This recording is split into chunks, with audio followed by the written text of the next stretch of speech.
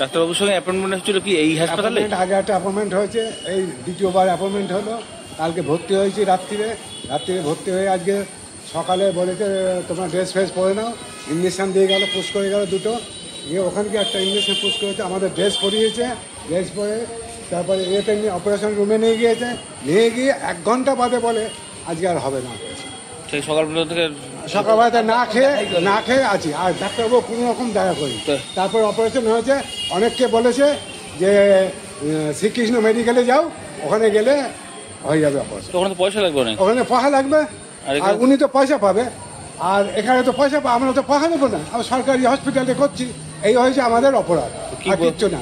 পরপর আমাদের বিধায়কের একটা রেকমেন্ড করেছে আমাকে, তারপরে বিধায়কের রেকমেন্ডটা সুপারকে দেখিয়েছি, সুপার একটা রেকমেন্ড করেছে, তার সত্ত্বেও উনি কোনো রকম কোনো। কি ডাক্তারের নাম জানেন? ওই তো ডাক্তারের নাম হচ্ছে সার্জেন্ট, কি নাম জানি না।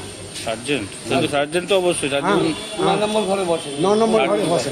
সার্জেন্ট মানে হচ্ছে যিনি কাটাছেড়া করে তাকে বলে সার্জেন্ট, কিন্তু সেই ডাক্তারের নামটা কি? উনি যে ডোন্ট কেয়ার আমাদের এই ব্যাপারে না, এটা আমি মানে পশ্চিমবঙ্গ যে মাননীয় মুখ্যমন্ত্রী আছে তার কাছে আমি আবেদন করছি যাতে এইরকম ডাক্তাররা রুগীদের যেন অবহেলিত না করে। কতজন আপনাদের আজকে 4 জন ছিলাম। 4 জনই চলে যাচ্ছে না? 4 জনে চলে যাচ্ছে। ছুটির কথা বলেছিল আমাদের, যদি অপারেশন না হবে তখনই বলুক অপারেশন হবে না, ঠিক আছে মেনে নিলাম, তাহলে 11টার সময় আমাদের ছেড়ে দিল না কাজ, আর সেই থেকে আমাদের আজকে না খেয়ে না দিয়ে আটকে আছে।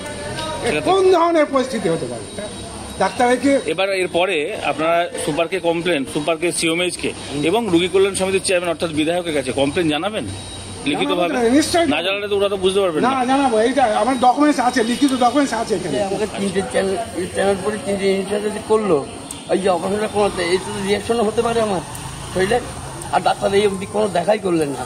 সকাল থেকে মানে ইঞ্জেকশন ফিঞ্জেকশন সব করেছে, ওটিতে তুলেছে, তুলেনি, মানে ঘরে নিয়ে গেছে থেকে 1 ঘন্টা খানিক পরে বলছে আপনাকে ইকো করতে হবে। তাহলে 1 মাস আগে কেন জিনিসটা বলো না? সবকিছু উনি করে নিয়ে সব দেখে শুনে নিয়ে তো ডেটটা দিয়েছে। খাওয়া দাওয়া হয়েছে কখন? সারাদিন কোনো খাওয়া দাওয়া করতে পারেনি তো এখন বলছে হবে না? 11টার সময় বলেছে হবে না। ছুটির কাগজ এখন দিল, ছুটির কাগজও তখন দেয়নি না। তখন আমরা বাড়ি চলে যাই, দিদিকে খাওয়া দাওয়া লিখিতভাবে জানাবেন তো অভিযোগ? আমি তো লেখাপড়া যাই না, কিন্তু উনি করবেন সেটা আপনি সম্মতি জানাবেন তো? একটা কথা বলি আপনার, সেটা হচ্ছে একদম ক্লিয়ার কাট বলছি, ঠিক আছে? ওই ওটির ইনস্ট্রুমেন্ট গুলো খারাপ হয়েছিল, আমি প্রথম নেটওয়ার্কের বাইকগুলো ক্যান্সেল করে দিচ্ছি। আর এরপর যদি কেউ কিছু বলে, আর ডাইরেক্ট আমার সাথে কথা বলতে বলবেন, ঠিক আছে? আর মানে আমার মিনিমাম কোনো প্রবলেম নেই ওটি গুলো ক্যান্সেল করার জন্য। না স্যার, আমার কথাটা বুঝুন। আমি যেটা বলতে গিয়েছিলাম মূলত, দেখুন আমরা তো কাউকে ব্লেম করতে পারি না যে আপনি এটা ভুল করেছেন। আমার কথা হচ্ছে যে যারা রোগীর পরিবার তারা সাফার যাতে না হয়, এই দিকটা আমরা দেখি। আরে আমার 4টেই করে দেওয়ার কথা ছিল, আমি নিজেই ভর্তি করেছি। আমি সকালে পেশেন্টটাকে আমি অ্যাডমিট করি। সমস্যা হচ্ছে ওটির মধ্যে গিয়ে প্রথম কেসটাতে হার্নিয়ার মানে ডায়াফ্রাম মেশিন খারাপ। তো এবার সেই পেশেন্টটার ব্লিডিং হলেও আমি যাই হোক ওটা কমপ্লিট করে দিই, নাহলে ওটাও অন্য কেউ হলে ওটাও মাঝে রাস্তায় বন্ধ করে দিত। এবার মেশিন খারাপ বলতে আমার কিছু করার নেই, লোকজন এটাই বুঝতে চাচ্ছে না। আমিও তো স্যার ওটাই, মানে ওটা জায়গাটা ক্লিয়ার করতাম যে আপনি যদি বলতেন আমি সুপার স্যারের কালকে বক্তব্য নেব, উনি বলছেন মেশিন খারাপ নয়, আপনি বলছেন মেশিন খারাপ। সব প্রবলেমটা হচ্ছে সুপার তো মেশিন খারাপ বললে তো সুপারকে জবাব দিতে হবে না এর কাছে কেন সারানো হয়নি, তো এই জন্য বলছে। তো ঠিক আছে, আমি ডিসিশন নিয়ে নিচ্ছি, আমি আর হসপিটালে কোনো ওটি করবো না, তো অসুবিধা নেই, ঠিক আছে? না সেটা করবেন না, আমার উদ্দেশ্যটা সেটা নয়, করবো না। আমরা জানতে চাই একটাই কথা যে কর্তৃপক্ষই হোক বা ডাক্তারবাবুই হোক বা কর্তৃপক্ষই হোক, এবার তাদের ক্ষেত্রে কার গাফিলতি তো আমার সেটা দেখার দরকার নেই। আমার দেখা হচ্ছে যে এইটা পেশেন্টরা কেন যাচ্ছে না। সকালবেলা 11টার সময় তাদেরকে যদি কাগজপত্র দিয়ে দেওয়া হতো তাহলে কোনো প্রবলেম হতো না, কিন্তু সন্ধ্যেবেলায় তাদেরকে ওটি ছুটিটা দেওয়া হচ্ছে সন্ধ্যেবেলা। রাউন্ড ছিল সন্ধ্যেবেলা, আমার রাউন্ড ছিল, কারণ আমার ডিউটি তো এমার্জেন্সি ছিল না, আমার রাউন্ড ছিল সন্ধ্যাবেলার জন্য 5টার সময়। আরেকটি ব্যাপার স্যার, মানে এই ব্যাপারটা আমি বুঝতে পারছি যে হাসপাতালে সেই অর্থে পরিকাঠামো নেই, অথচ আপনাকে দিয়ে অনেক কিছু করানো হচ্ছে, এটা আমি বুঝতে পারছি। আমি সিম্পল, আমি আর কোনো ওটি করবো না। এবার লোকজন বুঝুক, আমার কি যায় আসে না, কারণ হচ্ছে আমি করে দেবো, কোনো লোকজন আসতো, আমি করবো না আর কোনো, সিম্পল অ্যান্ড সোবার ল্যাঙ্গুয়েজ, আমি করবো না কোনো। সেটাই, আমি তো এবার তো আমি সুপার স্যারকে বললাম স্যার আপনার সেটা ইনভেস্টিগেশনের পার্ট, আমার পার্ট নয়। আমার পেশেন্টটা তারা কমপ্লেন করেছে, এবার আপনারা প্রপার আমাকে উত্তরটা দেবেন। আমি কালকে সুপারকে বক্তব্য নিতে যাবো, আমি বলবো আপনি বলুন, হয় আপনি আপনার ডাক্তারের নামে দোষ দেবেন, আর না হলে আপনি আপনার পরিকাঠামোগত ত্রুটি বলবেন। কোনটা বলবেন সেটা আপনার ব্যাপার।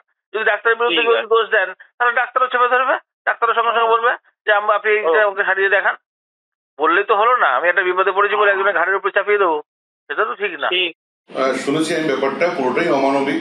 এটা আমাদের তরফ থেকে আমি সত্যি লজ্জিত, ক্ষমা চেয়ে নিচ্ছি। এই জিনিসটা বলেছে আমাদের ডক্টরের তরফ থেকে, আমি যা বুঝতে পারছি ভুলটা আমাদের তরফ থেকে হয়েছে এবং ডাক্তারবাবু করেছেন। তাও এনকোয়ারি হবে, এখন সরাসরি ভুল বলা যাবে না। এনকোয়ারি একটা করবো আমরা একটা লিখিত পেয়েছি, তার বিনিময়ে এনকোয়ারি হবে। ডাক্তারবাবু ভর্তি করার আগেই দেখে নেওয়া উচিত ছিল যে জিনিসপত্র ঠিক আছে কিনা, অ্যাভেলেবেল আছে কিনা। ভর্তি করার পর পেশেন্টকে না খাইয়ে রেখে তারপর এটা বলাটা খুবই অনুচিত হয়েছে এবং খুব মর্মাহত। আমি পেশেন্টগুলো কষ্ট পেয়েছেন এবং ওরা সারাদিন না খেয়ে পরে ছুটিটাও ওটি থেকে দিয়ে দেওয়া যেত। আমার সাথে কোনো কমিউনিকেশন করেনি ডাক্তারবাবু। আমি বলার জন্য ডেকেছিলাম, উনি একটা বললেন আমাদের কি ডায়াথার্মোমিটার আছে, ওটা নাকি খারাপ আছে, কিন্তু আমাদের আরো ছিল। সিস্টারের সাথে কথা হয়েছে, উনি বললেন আমাদের আরো ছিল। বের করতে করতে উনি পেশেন্টকে ক্যান্সেল করে দিয়েছেন। এমন করা উচিত না। তাও এনকোয়ারি হবে, দেখা যাক।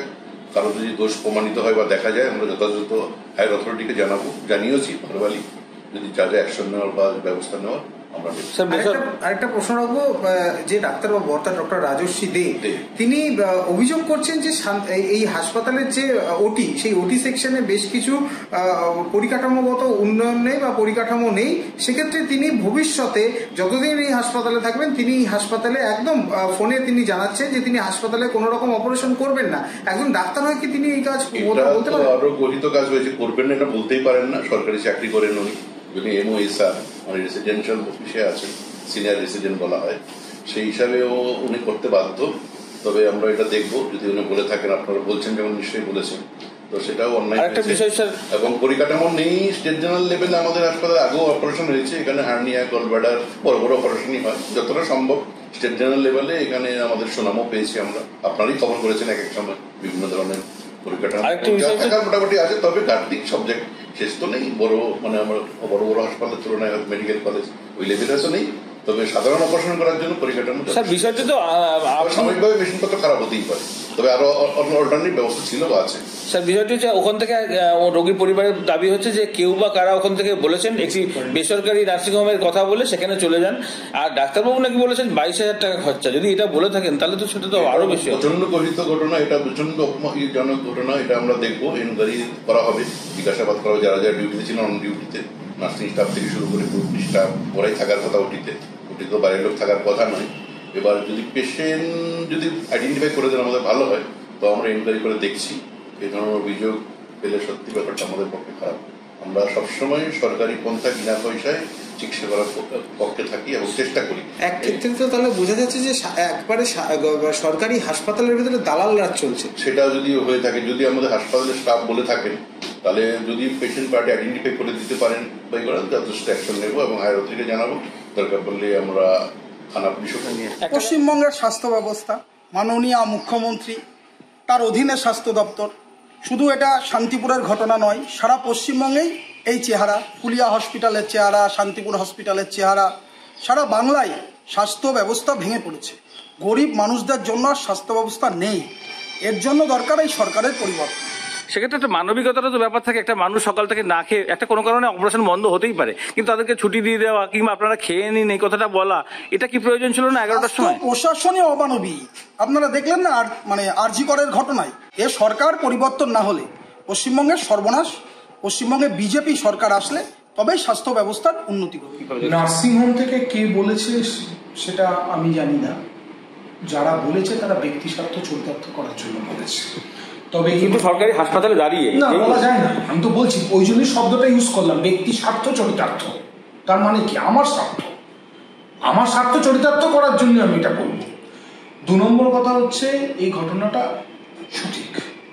এটা লোকাল, আমরা সুপারকেও আমি আলোচনা করেছি, CMOHকেও বলেছি। যে ডাক্তারবাবু সম্পর্কে অভিযোগ আছে, সেই ডাক্তারবাবু এর আগে একই কারণে একবার শোকসও হয়েছিলেন এবং উনি কিন্তু পার্মানেন্ট হিসাবে আমাদের এখানে নেই।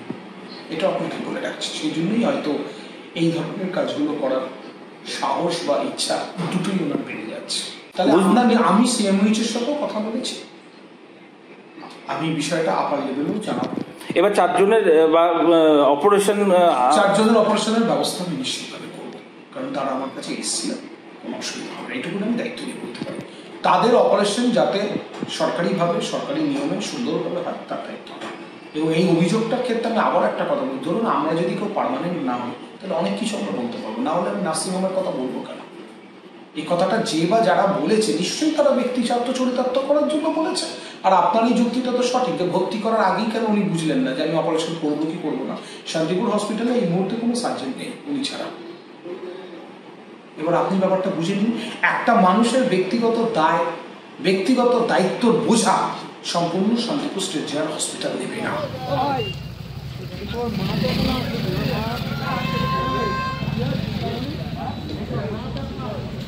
আমাদের ভিডিও ভালো লাগলে লাইক এবং শেয়ার করুন, কমেন্ট সেকশনে গিয়ে জানান আপনাদের মতামত।